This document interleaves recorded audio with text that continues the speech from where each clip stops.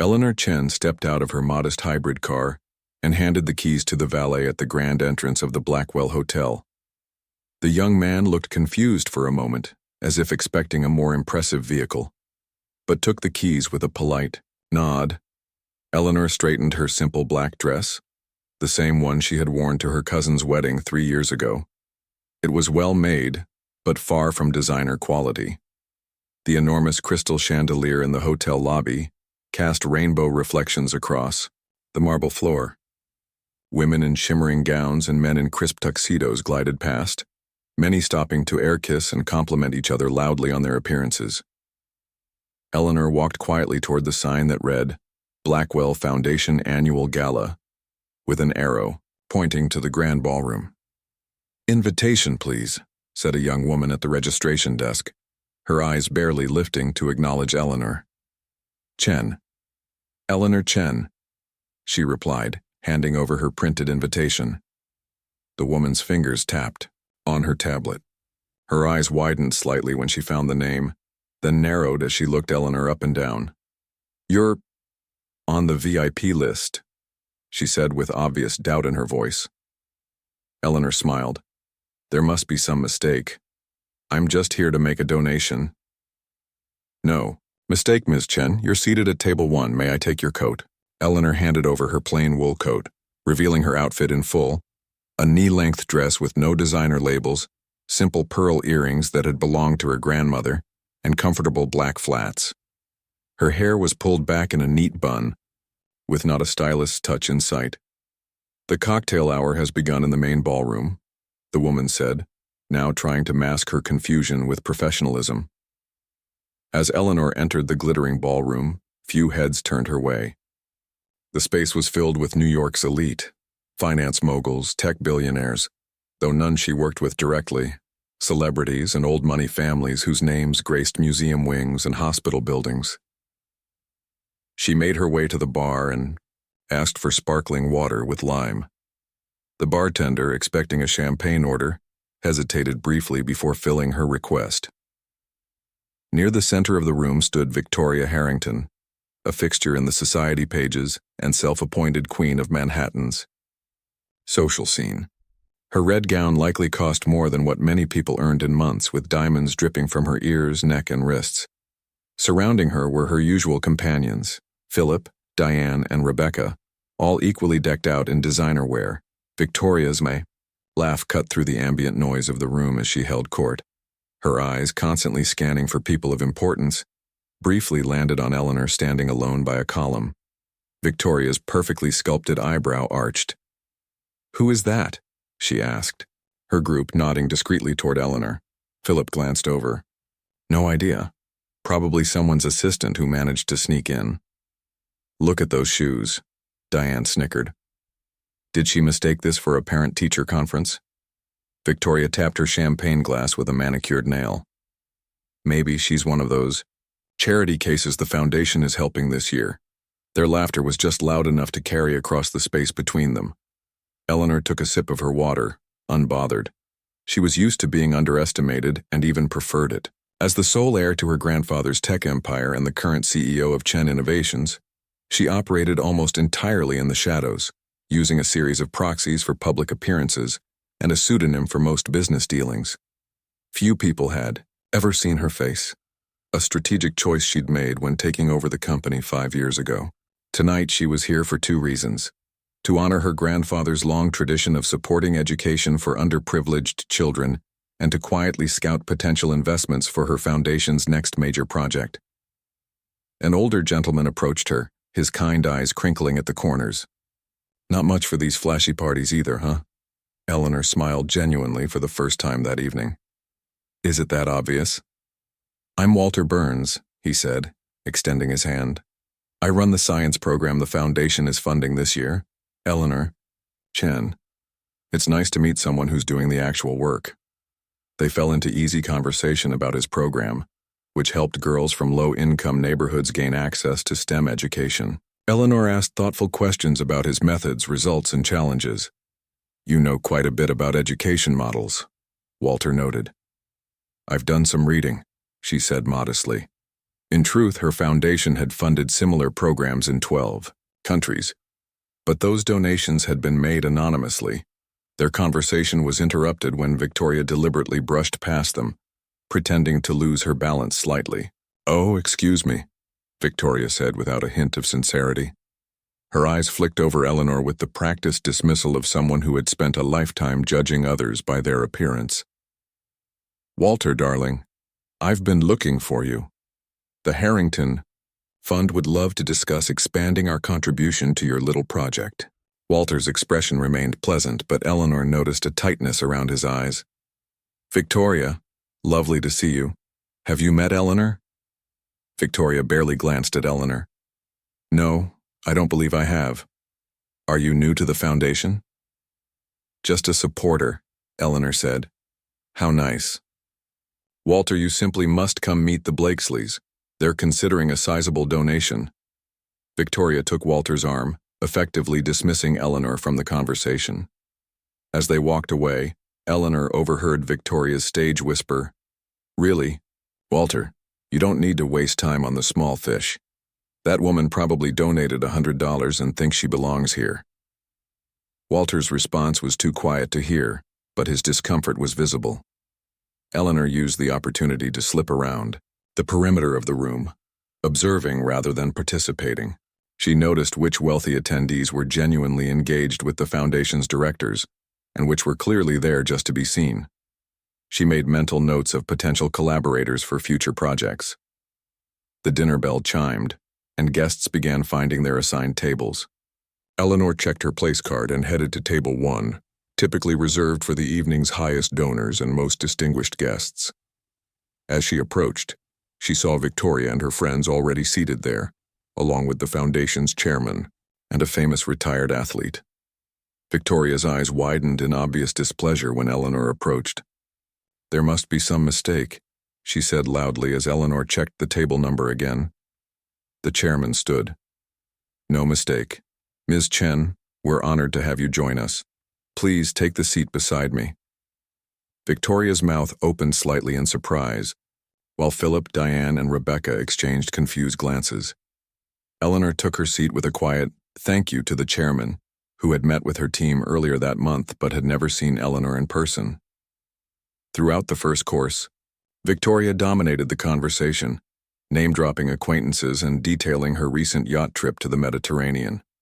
When the conversation briefly turned to technology, she offered superficial comments about the latest consumer gadgets. "What do you think about the future of quantum computing, Ms. Chen?" the chairman asked, genuinely interested in her opinion. Before Eleanor could answer, Victoria cut in. "Oh, I doubt she follows such complex topics.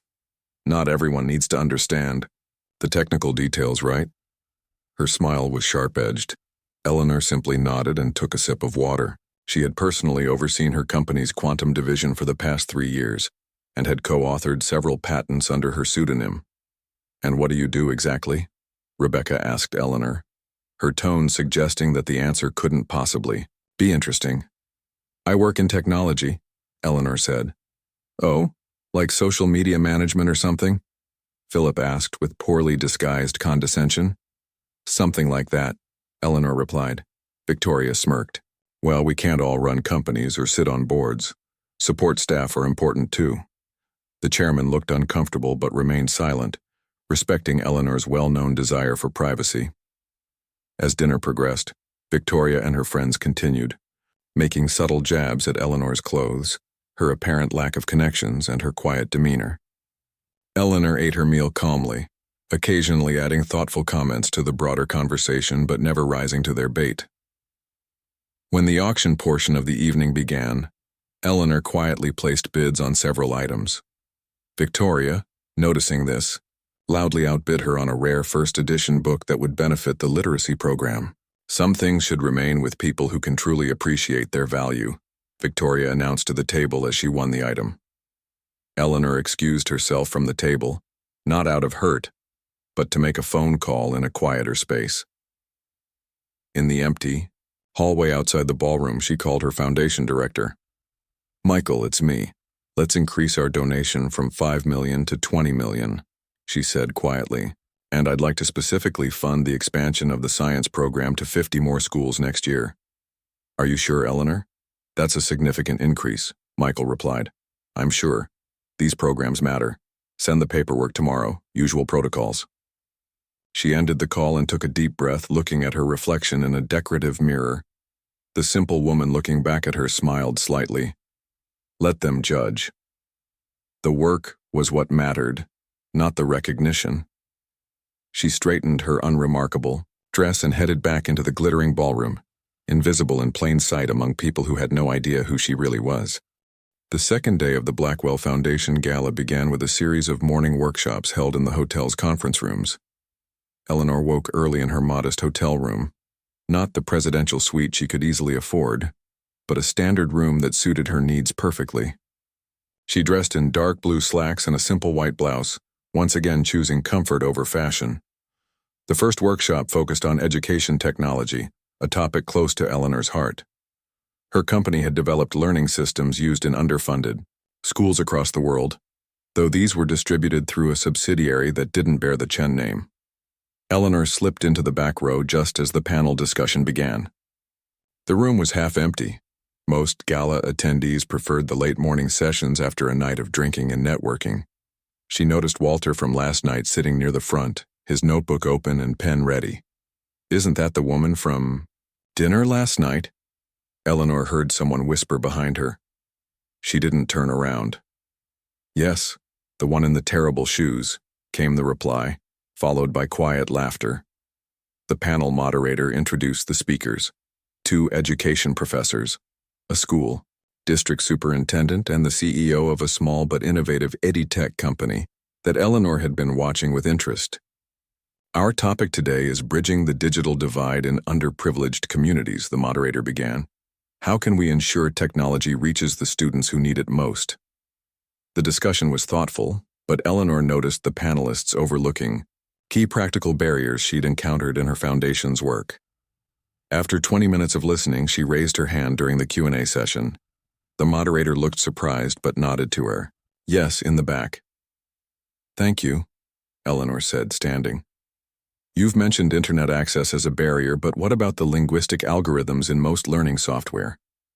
They're calibrated for standard English, which disadvantages students who speak different dialects or have English as a second language. The room fell silent. The EdTech CEO leaned forward with interest. That's an excellent point, he said. We've been working on adaptive language processing, but it's expensive to develop. What if the algorithms learned from the students, instead of forcing students to adapt to the algorithms? Eleanor suggested. A 2-way learning model rather than 1-way. The superintendent nodded vigorously. That's exactly what our students need. Who did you say you were with, Ms. Chen? I'm just an interested supporter, Eleanor said, sitting back down. After the workshop, the EdTech CEO approached her. That was an insightful question. Are you in the education field? I dabble in technology solutions, Eleanor said with a small smile. Your company's work is impressive. Thomas Gray, he said, offering his hand. We're a small operation, but we're trying to make a difference. Sometimes small operations can be the most nimble, Eleanor replied, shaking his hand.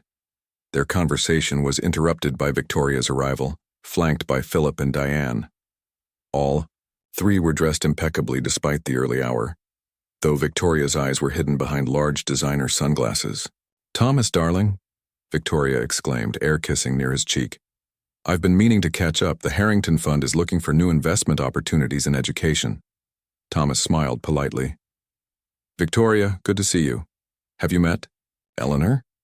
She just raised an excellent point about linguistic algorithms in learning software. Victoria pushed her sunglasses up to reveal eyes that were slightly bloodshot from the previous night's champagne. She gave Eleanor a dismissive glance. Oh yes, we met last night. Her tone suggested the meeting wasn't worth remembering. Thomas, you simply must join us for brunch. The foundation chairman is hosting a private gathering for potential investors. Thomas hesitated, looking between Victoria and Eleanor. Actually, I was just having an interesting conversation with Miss Chen. Oh, I'm sure she won't mind, Victoria said, taking his arm. This brunch is for serious investors only, after all. The dig was clear. Thomas looked uncomfortable but allowed himself to be led away after an apologetic nod to Eleanor. "Don't worry about her," a voice said beside Eleanor. She turned to find Walter watching the scene with a mixture of amusement and distaste. "Victoria collects people like trading cards. She'll lose interest in Thomas once she realizes his company is too small for her portfolio." Eleanor smiled. "It's fine. I'm used to people like her." "Most of us are," Walter said. "Though I admit, it's always entertaining to watch when someone finally puts her in her place. Hasn't happened yet, but I live in hope." They walked together to the next workshop, which focused on sustainability and business practices. Eleanor noticed more eyes turning her way after her insightful question at the previous session. A few people nodded respectfully as she passed. The sustainability workshop was being held in the hotel's largest conference room. As Eleanor and Walter entered, they saw Victoria and her friends already seated in the front row. Victoria was speaking loudly to a small group gathered around her. "Completely ridiculous. The woman looks like she shops at discount stores, yet she's trying to speak with authority on technology investments? Please." Victoria's laugh was like glass breaking. Eleanor took a seat at the back of the room, unbothered. Walter patted her shoulder sympathetically before moving to sit with his colleagues. The moderator began introducing the panelists when the door opened and a distinguished older man with silver hair entered. The foundation chairman hurried over to greet him, and whispers rippled through the room. "That's Howard Lee," someone nearby murmured. "The venture capitalist." Howard Lee was indeed well known in investment circles, particularly to Eleanor, who had met with him several times over video conferences, though never in person. His firm had partnered with Chen Innovations on multiple projects, all handled through Eleanor's trusted proxy representatives. As Howard scanned the room, his eyes landed on Eleanor. He squinted slightly, then his face registered surprise. He whispered something to the chairman, who nodded and pointed discreetly toward Eleanor. Howard immediately made his way to the back of the room. "Excuse me," he said politely to the person sitting next to Eleanor. "May I?" The person quickly moved and Howard took the seat. "Ms. Chen?" he asked quietly. "Eleanor Chen?" Eleanor nodded, keeping her voice low. "Hello, Mr. Lee. I didn't know you'd be at this event." "I could say the same about you," he replied, studying her face. "I've worked with your team for 3 years, but we've never met in person. You're exactly as Michael described you." "I prefer to keep a low profile," Eleanor said. "So I've heard. Your reputation for privacy is legendary, nearly as legendary as your technology innovations." He smiled warmly. "I respect that immensely, though I must say it's an honor to finally meet the actual person behind Chen Innovations." Their conversation paused as the workshop began, but Eleanor could feel curious eyes on them. Howard Lee was not someone who sat in the back row with unknown attendees. His presence beside her was causing a stir. From her seat in the front, Victoria had turned around and was staring at them with undisguised curiosity. She nudged Philip and whispered something, her eyes narrowing as she looked at Eleanor. After the workshop, Howard and Eleanor continued their conversation in a quiet corner of the hallway. They discussed recent developments in sustainable materials, a field where Chen Innovations was quietly leading the way with biodegradable electronics components. "Your latest prototype is remarkable," Howard said. "If you can scale production as projected, it will revolutionize the industry." "That's the plan," Eleanor replied. "Though we're still working through some supply chain challenges." "Perhaps I can help with that," Howard offered. "I have some connections in Southeast Asia that might be useful." As they talked, more people began to notice them. Victoria and her friends had positioned themselves nearby, pretending to chat while obviously eavesdropping. Victoria's expression had shifted from dismissive to confused and slightly concerned. "Ms. Chen?" the foundation chairman called, approaching them. "I hope you're enjoying the workshops." "Very much, thank you," Eleanor replied. "Excellent. I wanted to personally thank you for your foundation's continued support. Your team has been instrumental in expanding our programs." Howard raised an eyebrow. "Your foundation? I wasn't aware you had established a separate entity from Chen Innovations." "It's a recent development," Eleanor said modestly, and still very much under the radar. Victoria could no longer contain her curiosity. She stepped forward, her designer dress rustling expensively. "I don't believe we've been properly introduced," she said to Howard, completely ignoring Eleanor. "Victoria Harrington of the New York Harringtons. My family's fund is a significant supporter of the Blackwell Foundation." Howard nodded politely. "Howard Lee. Nice to meet you, Ms. Harrington." Victoria beamed. "Mr. Lee, your reputation precedes you. I'd be honored if you'd join us for lunch. We have a private table reserved, and I'm sure we could have fascinating conversations about investment opportunities." Howard glanced at Eleanor, who gave him a subtle nod of permission. "Thank you for the invitation, Ms. Harrington. Perhaps Ms. Chen could join us as well." We were in the middle of an important discussion. Victoria's smile faltered slightly. "Oh. Well, our table is quite full with the Foundation's major donors, but perhaps another time." "I see," Howard said, his tone cooling noticeably. "Then I must decline as well. As I said, Ms. Chen and I have business to discuss, and I value her insights tremendously." Victoria's face reddened slightly. "I'm sure we could make room for both of you if it's important." "That's kind, but we wouldn't want to impose," Eleanor said quietly. "Mr. Lee and I can continue our conversation elsewhere." Howard nodded. "Indeed. Eleanor, shall we discuss those supply chain solutions over lunch? I know a quiet place nearby." As they walked away, Eleanor could feel Victoria's stare burning into her back. The whispers began almost immediately. "Who is she?" Victoria hissed to Philip loudly enough for several people to hear. "And how does she know Howard Lee?" Eleanor smiled to herself as she and Howard headed toward the exit. The facade was beginning to crack, but Victoria and her friends still had no idea who they had been mocking. The real revelation was yet to come. The afternoon sun streamed through the tall windows of the small Italian restaurant where Eleanor and Howard sat at a corner table. The place was nothing fancy. Red checkered, tablecloths, family photos on the walls, and the rich smell of garlic and tomato sauce in the air. It was worlds away from the luxury restaurants where the other gala attendees would be dining. "I can see why you like this place," Howard said, looking around appreciatively. "Best kept secret in Manhattan." Eleanor smiled. "The owner's son got his first computer through one of my grandfather's programs 20 years ago. Now he runs a successful software company and takes care of his parents. They always save this table for me when I'm in town." An older Italian woman approached, beaming at Eleanor. "Bella, so good to see you again." She enveloped Eleanor in a warm hug. "Your usual?" "Yes, please, Maria, and whatever Howard would like." "After," they ordered. Howard leaned forward. "You know, your approach to business is refreshing. Most tech billionaires I know can't go 5 minutes without mentioning their achievements or showing off their wealth."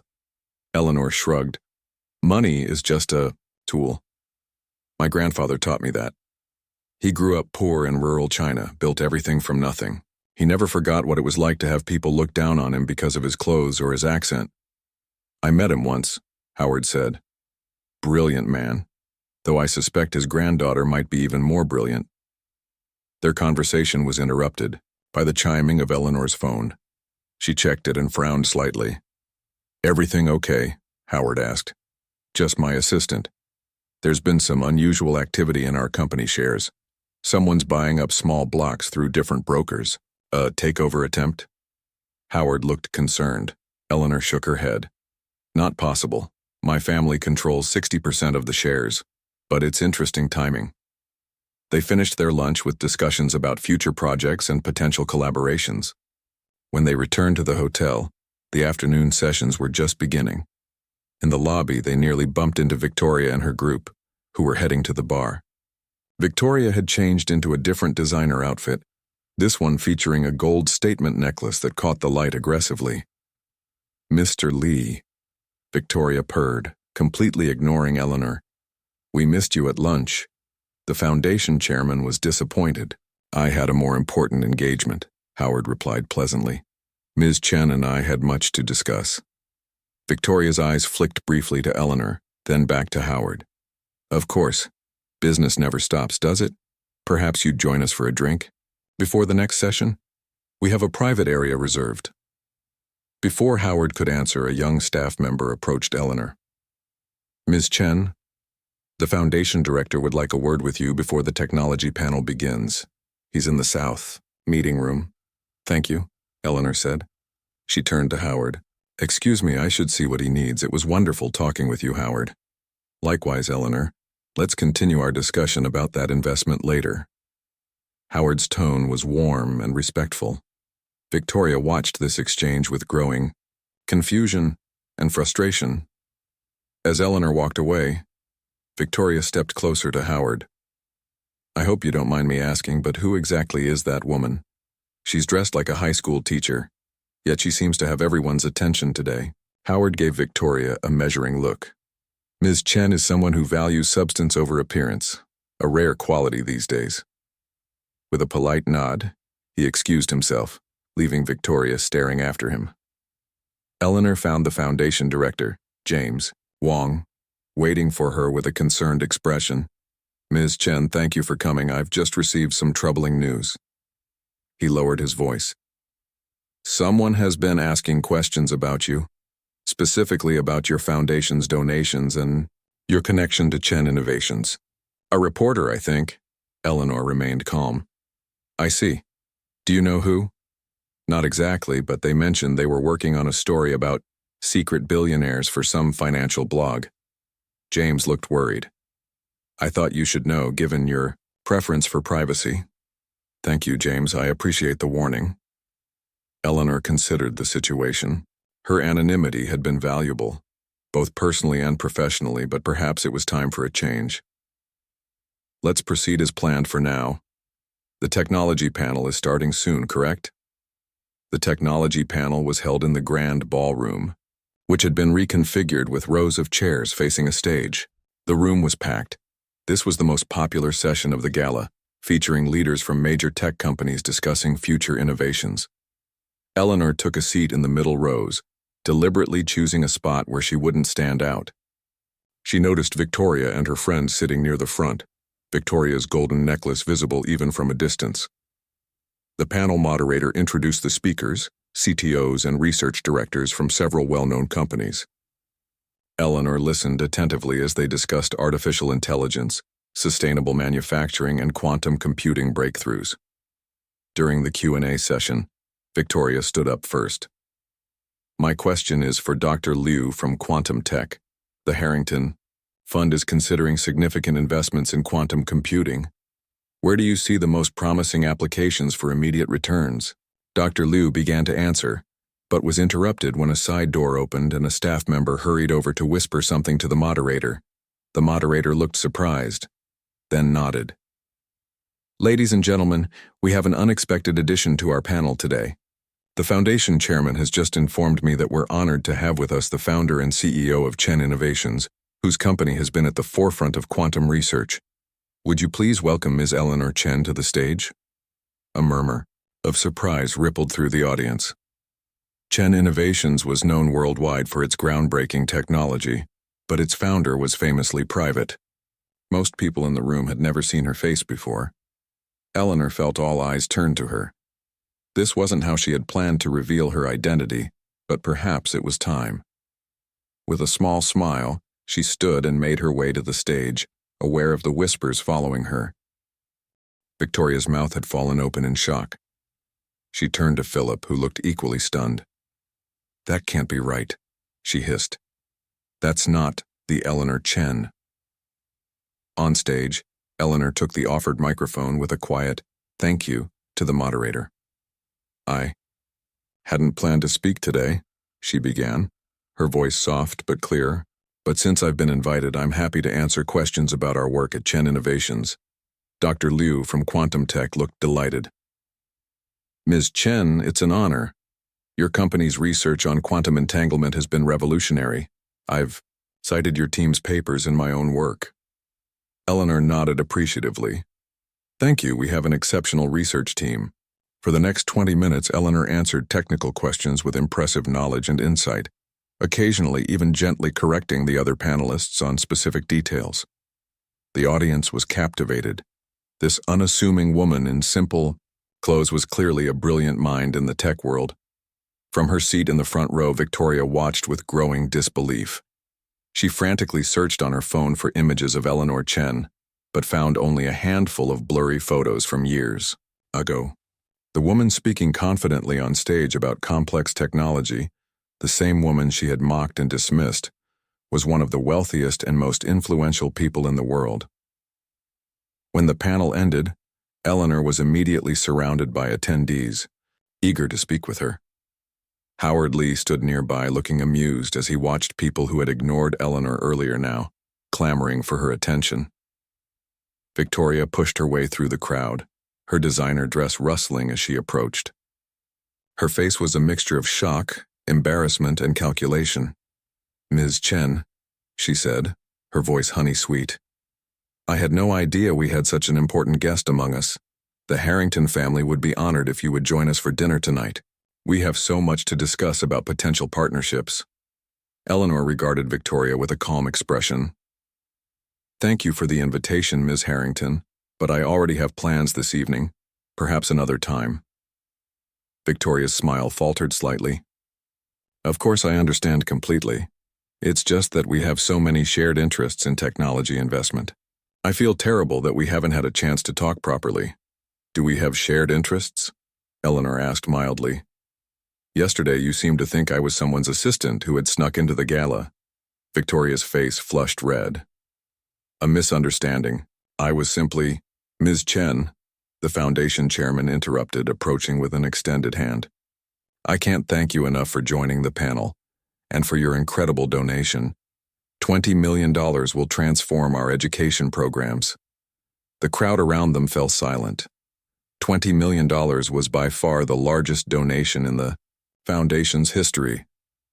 Victoria's eyes widened. "$20 million?" she repeated faintly. The chairman beamed. "Yes, Ms. Chen's foundation informed us this morning. It's the most generous gift we've ever received." Eleanor accepted the thanks with a modest nod. "Education changed my family's life. My grandfather believed everyone deserves that opportunity, regardless of where they start in life." As the chairman led Eleanor away to introduce her to other board members, Victoria remained frozen in place, the reality of her mistake sinking in. The woman she had mocked for her simple clothes and quiet demeanor was not only wealthier and more powerful than Victoria could ever hope to be, but had just donated more to the foundation in one day than the entire Harrington family had given in the past decade. Philip appeared at Victoria's side. "Do you realize who she is?" he whispered urgently. "Chen Innovations is worth over $200 billion. She's one of the richest women in the world." Victoria watched Eleanor across the room, now engaged in conversation with several influential business leaders who were hanging on her every word. "I know exactly who she is now," Victoria said, her voice tight. "And somehow, I need to fix this." Word spread through the gala like wildfire. By early evening, everyone knew that the unassuming woman in the plain clothes was Eleanor Chen, the notoriously private billionaire behind Chen Innovations. The hotel staff, who had barely noticed her before, now rushed to fulfill her every need. People who had walked past her without a glance now hovered nearby, hoping for an introduction. Eleanor found the sudden attention both amusing and tiresome. She had slipped away to a quiet terrace overlooking the hotel's garden, seeking a moment of peace. The evening air was cool, a welcome relief from the stuffiness of the crowded rooms inside. "Mind if I join you?" Walter asked, appearing at the terrace door with 2 cups of tea. Eleanor smiled. "Please do." He handed her a cup and leaned against the stone railing beside her. "Quite a show in there. I haven't seen so many rich people scramble to introduce themselves to someone since the Saudi prince visited last year." "You don't seem surprised about who I am," Eleanor observed. Walter chuckled.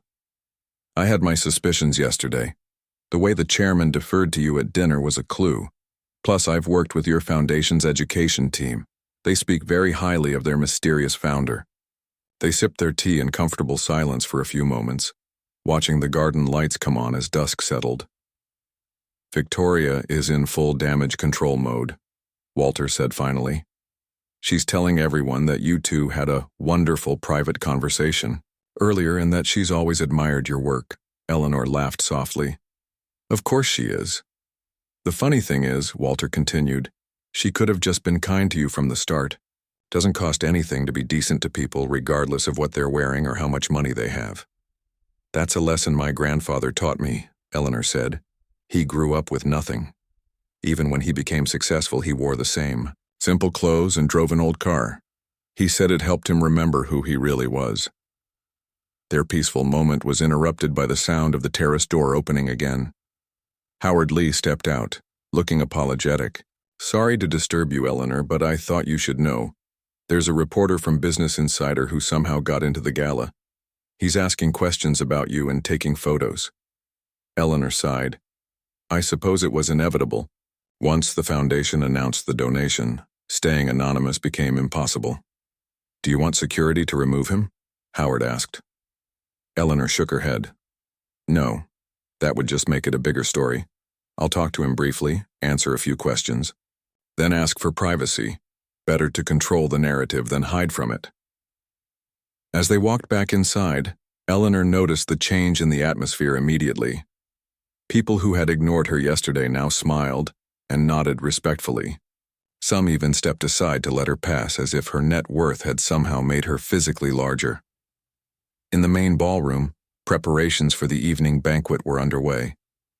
Round tables covered in white linen filled the space, with elaborate flower arrangements at the center of each. A small orchestra was setting up in the corner. Eleanor spotted Victoria across the room talking animatedly to a small group. She was gesturing with her champagne glass, clearly the center of attention as usual.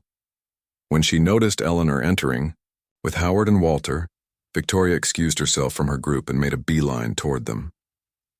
Eleanor, darling, Victoria called out, as if they were old friends. I've been looking everywhere for you. You simply must join our table for dinner. Eleanor regarded her calmly. Thank you, Victoria, but I've already been seated at the chairman's table. Victoria's smile didn't falter. Of course you have. Perhaps after dinner, then. I'd love to discuss your amazing work at Chen Innovations. The Harrington Fund is always looking for exciting investment opportunities. Before Eleanor could respond, a young man with a press badge approached, phone in hand. Ms. Chen? Jake Powell from Business Insider. Could I have a few moments of your time? Our readers would love to hear about your rare public appearance and your foundation's generous donation. Victoria immediately stepped in. I'm afraid Ms. Chen is very busy right now. Perhaps you could schedule an interview through proper channels. Her tone was dismissive. Eleanor gave Victoria a look that silenced her immediately. It's fine, I can spare a few minutes. She turned to the reporter. Mr. Powell, I'm happy to answer a couple of questions, but I do value my privacy. Jake nodded eagerly. Of course. Ms. Chen, first, could you tell me why you chose to reveal your identity at this particular event? You've been famously private for years. It wasn't exactly planned, Eleanor replied. But I believe in the Foundation's work, particularly their education initiatives. My grandfather was a strong advocate for accessible education, and I'm continuing that legacy. Speaking of your grandfather, he founded Chen Technologies with just $10,000 borrowed from friends. Now Chen Innovations is worth over $200 billion under your leadership. What's your secret?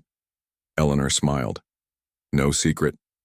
Just hard work, good people, and remembering that technology should solve real problems, not create new ones. Victoria, unwilling to be left out, edged closer.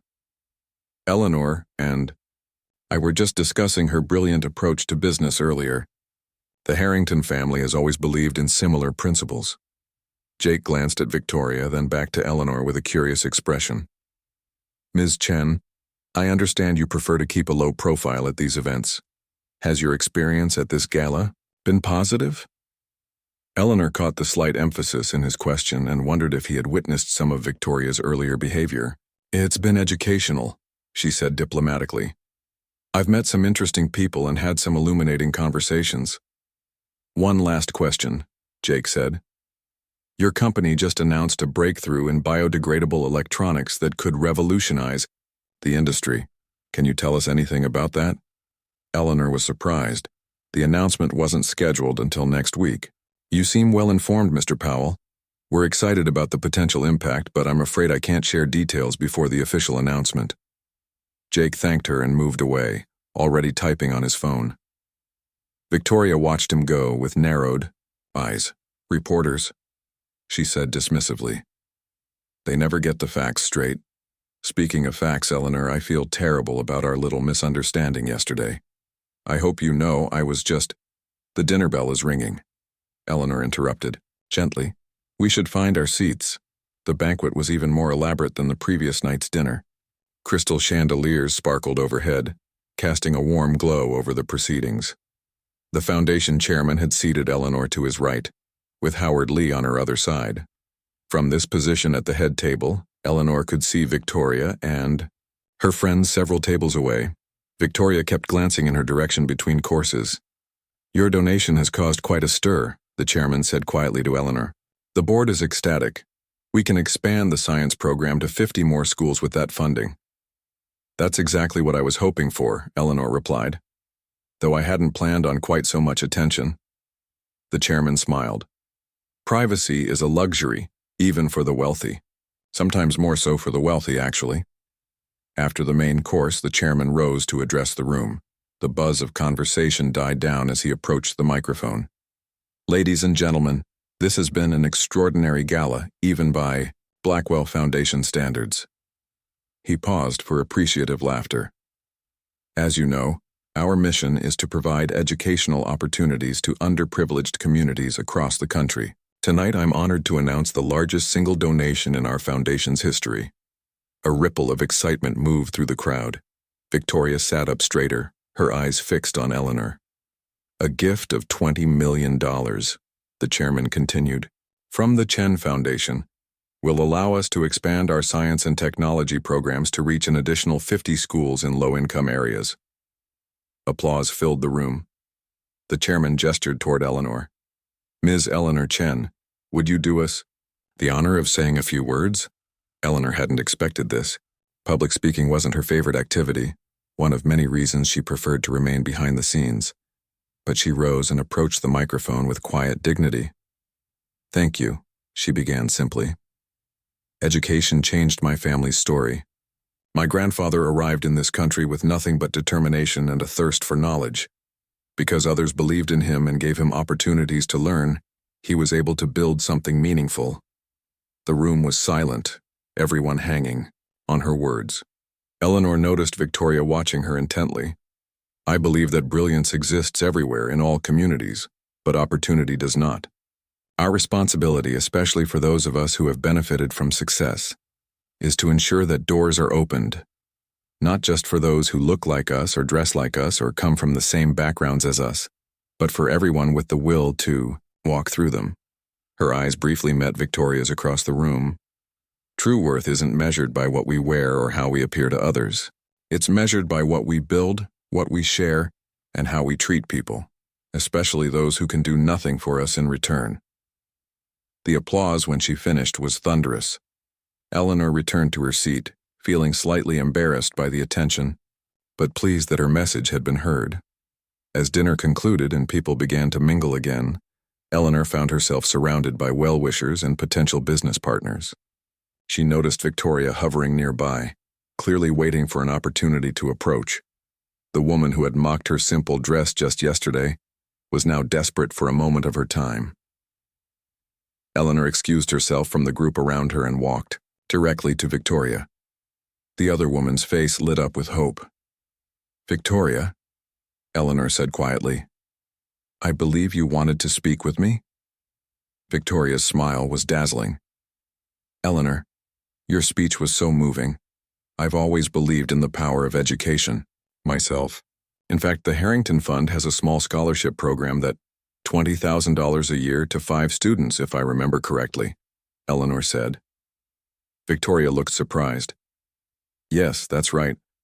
How did you— I do my research, Eleanor said. The Harrington Scholarship is commendable, but limited.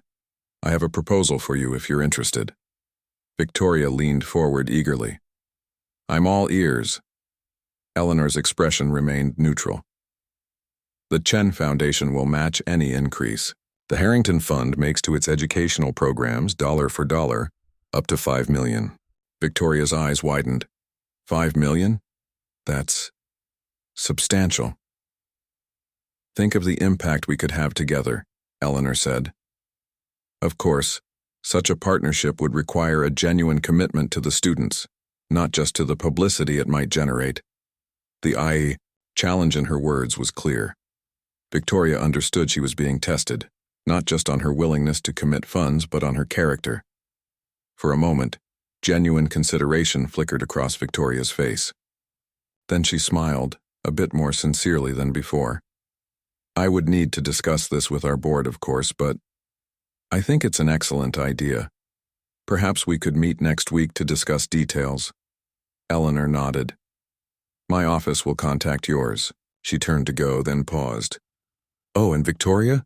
Perhaps we could meet at that little Italian restaurant I mentioned. They make excellent food even if the tablecloths aren't designer. As Eleanor walked away, she smiled to herself. Victoria might never truly change, but at least something good might come from their encounter. And that, in the end, was what really mattered. 2 weeks after the Blackwell Foundation Gala, Eleanor sat in her office on the top floor of the Chen Innovations building. Unlike the flashy glass towers that housed most tech companies, the Chen building was understated, modern and efficient but without unnecessary extravagance. Eleanor's office reflected her personality, practical, organized with large windows overlooking the city, and just a few personal touches, including her grandfather's old desk lamp and a photograph of him standing outside his first small electronics shop. Eleanor was reviewing quarterly reports when her assistant, Michael, knocked on the door. The Business Insider article just went live, he said, placing a tablet on her desk. You might want to take a look. The headline read, "The Billionaire Next Door, How Eleanor Chen Built an Empire While Staying Under the Radar." Below it was a photo of Eleanor at the gala, speaking at the microphone with quiet confidence. Eleanor skimmed the article, which was surprisingly thoughtful. Jake Powell had focused not on gossip, but on her business philosophy and her foundation's work. He had even included a section about her grandfather's humble beginnings and how they shaped the company's values. Near the end, however, was a paragraph that made Eleanor pause. Sources at the gala described a telling interaction between Chen and certain high society figures who reportedly dismissed the unassuming billionaire before learning her identity. While Chen declined to comment on these interactions, witnesses noted the stark contrast between her humble demeanor and the superficial behavior of some attendees. She never needed to prove herself to anyone, said one observer. And that's the most powerful statement of all. Eleanor smiled slightly. Jake had been more observant than she'd realized. There's something else, Michael said. Victoria Harrington has been calling every day this week. She's quite persistent. I imagine she is, Eleanor replied. Has her fund made any moves regarding our matching proposal? Michael nodded. Actually, yes. Their board voted yesterday to increase their education budget from $100,000 to $2 million annually. It's a significant change for them. Interesting, Eleanor said. Not the full $5 million we offered to match, but a genuine commitment, nonetheless. Set up a lunch meeting for next week. The Italian place. Already done, Michael said with a knowing smile. Also, Thomas Gray from that small edtech company you met at the gala is here for your 10 o'clock. Eleanor had been looking forward to this meeting. After their brief conversation at the workshop, she had looked into Thomas's company and been impressed by their innovative approach, despite their limited resources. Thomas looked nervous when he was shown in, clutching a worn leather portfolio and glancing around the simple but elegant office. Ms. Chen, thank you for seeing me, he said, shaking her hand. I was surprised to get your call. Please, sit down. Eleanor gestured to the chair across from her. And call me Eleanor. I was impressed by your linguistic algorithm work. It aligns perfectly with what we've been trying to develop for underserved communities. Thomas relaxed slightly. That's actually why I wanted to meet. We've created something that works, but we don't have the resources to scale it properly. The big companies aren't interested because the profit margins are too small. I'm not most companies, Eleanor said simply. Tell me more about your implementation plan. For the next hour, they discussed technical details and potential applications. Thomas grew more animated as he realized Eleanor not only understood the technology but had substantive suggestions for improvement. This could help millions of kids, Thomas said finally, but we'd need a partner with both resources and a genuine commitment to education equity. Eleanor smiled. I think we might be able to work something out. She pressed the intercom. Michael, could you bring in the Standard Development Partnership Agreement and ask legal to join us? Thomas looked stunned. Just like that? Don't you need to consult with your board or team? I trust my instincts, Eleanor said. And I recognize good work when I see it. We'll start with a 1-year development partnership. Chen Innovations will provide funding and technical resources. Your team maintains creative control and leads implementation. By the time Thomas left, looking slightly dazed but excited, it was nearly noon. Eleanor's phone buzzed with a message from Walter at the Blackwell Foundation. Thought you might enjoy this. Victoria's latest social media post. Quite a transformation. Eleanor opened the link to find a professionally photographed image of Victoria, standing with a group of young girls in a classroom. The caption read, "The Harrington Fund is proud to announce our expanded commitment to STEM education for girls from underserved communities. True worth is measured by the positive impact we make. Education, equity, Chukka girls in STEM." The last line was a nearly exact quote from Eleanor's speech at the gala. Eleanor shook her head, amused but not entirely cynical about Victoria's apparent change of heart. People could surprise you, sometimes even themselves. Her phone rang again. Howard Lee calling from his venture capital firm. Eleanor, have you seen the market today? Chen Innovation stock is up 12% since the Business Insider article. Turns out having a brilliant, principled CEO with a compelling personal story is good for business. Who knew? Eleanor laughed. Not why I did it, Howard. Of course not, but a nice side effect. His tone grew more serious. How are you handling the attention? I know privacy was important to you. It's an adjustment, Eleanor admitted. But maybe it's time. My grandfather stayed out of the spotlight because, in his day, people wouldn't take a Chinese immigrant seriously no matter how brilliant he was. Things are different now, and maybe by being more visible, I can help make them even more different. Well, you've certainly made an impression. Half the tech CEOs I know are suddenly talking about educational initiatives and simple living, though I notice none of them have given up their private jets. After finishing her call with Howard, Eleanor decided to take a rare lunch break outside the office. She put on her coat, the same practical wool coat she'd worn to the gala, and headed to the elevator. In the lobby, she passed the wall of photos showing the company's history. The newest addition was a portrait of her grandfather next to one of Eleanor, both with the same quiet, determined expression. Below them was the company motto in both English and Chinese, "Build what matters." Outside, the autumn air was crisp. Eleanor walked to a small park nearby where office workers sat eating lunches on benches. She bought a simple sandwich from a food cart and found an empty spot beneath a tree with golden leaves. As she ate, Eleanor observed the people around her. A construction worker sharing lunch with what looked like his daughter, 2 nurses in scrubs laughing over some private joke, a young man in a business suit anxiously reviewing notes. Ordinary people living their lives, each with their own stories, struggles, and moments of joy. Her phone buzzed with an incoming email from Victoria Harrington. Looking forward to our lunch next week. I've been thinking about your matching proposal and have some ideas to discuss. Also, wanted to let you know we've hired a new education director with classroom experience in underprivileged schools. Perhaps there was hope for Victoria after all. Eleanor typed a brief response confirming the lunch and acknowledging Victoria's new hire as a positive step. As she was about to put her phone away, she noticed another message, this one from Jake Powell at Business Insider. Ms. Chen, thank you for your candor in our interview. The response to the article has been overwhelming. Would you consider a follow-up piece focused on your education initiatives? No pressure, but I think your perspective could inspire others. Eleanor thought about it. Her grandfather had always told her, success without purpose is just noise. Maybe it was time to make her voice heard, not to bring attention to herself, but to the issues she cared about. She typed a brief reply to Jake. I'd be open to discussing a feature on education equity, particularly focusing on our new linguistic algorithm project. Not about me, about the work and the students it will help.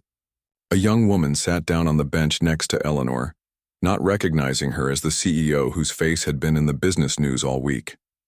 The woman was dressed in practical, inexpensive clothes, not unlike Eleanor's own, and was intently reading a textbook while eating a homemade lunch. Engineering materials? Eleanor asked, noting the diagrams on the page. The woman looked up, surprised. Yes, I'm studying part-time while working. It's taking forever, but I'll get there eventually. Eleanor smiled. My grandfather always said, the path doesn't matter, only the destination. And sometimes the longer paths teach us more. They chatted briefly about engineering principles. Eleanor offered a few insights that made the young woman look at her curiously. You know a lot about this. Are you an engineer too? Something like that, Eleanor said. I work with technology. Well, thanks for the help. I should get back to the office. My boss gets cranky if I'm late. As the woman gathered her things, Eleanor reached into her bag and pulled out a business card. Not her CEO card, but the plain one she sometimes used with her foundation work. If you're ever looking for an internship that works with your study, schedule, give me a call, she said, handing it over. We're always looking for dedicated people. The woman glanced at the card, then did a double take as she recognized the company name. Her eyes widened as she looked more closely at Eleanor. Are you? Eleanor smiled. Just someone who recognizes hard work when I see it. The company was built by people like you. Walking back to her building, Eleanor felt a sense of peace she hadn't experienced since before the gala.